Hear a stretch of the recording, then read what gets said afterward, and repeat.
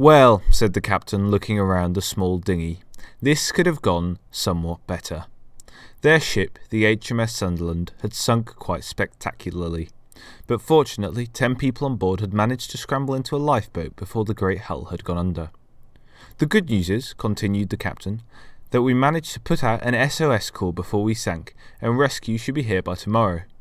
In the meantime, this lifeboat is equipped with supplies to last 20 people a week, so we could probably allow ourselves some luxury." He scrambled in the survival kit. "Ah, some biscuits perhaps?" "I don't mean to interrupted one of the other survivors, "and a biscuit would be lovely. But shouldn't we save that woman in the water over there, the one who's been splashing about and screaming 'help, help' for the last 5 minutes? She looks like she's about to drown." "Fuck her," said the captain, not looking up. "Not our fault she's in the water, is it? If we weren't here she'd drown all the same, and if we rescue her there'd be less stuff for us. Anyone fancy a hobnob?" Is the captain, in his inaction, killing the woman? After all, his decision not to save the woman has doomed her to a watery grave, so surely her death is his fault. The intent for murder might not be there, but most of us can agree that the captain is somewhat responsible for the woman's death. But perhaps we shouldn't be too quick to judge, for after all, we are all every day confronted with the situation the captain and his shocked crew are in. As citizens of wealthy Western countries, most of us live comfortable lives, yet continue to spend the resources we command on our own luxuries, rather than diverting them to the needy and saving lives. Our inaction, by keeping our extra income to ourselves rather than using it to help others, is just like the captain's decision to avoid helping the woman and enjoy the extra hobnobs.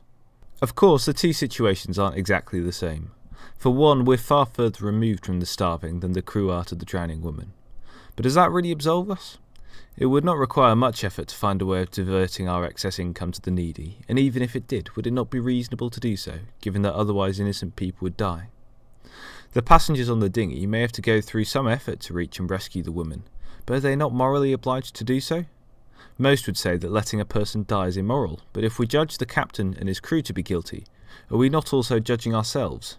Perhaps the thought experiment isn't quite accurate. Some may argue that unlike the captain, we have earned our resources, so surely we should be able to use them how we see fit. But have we really? Without even touching on issues of free will, it's clear to most that living in stable, wealthy nations have allowed us far more opportunities than your average Angolan. Sure, we work for our money, but most of those in poverty work too. Are we really to believe that we work sufficiently harder to warrant the comparatively enormous pay?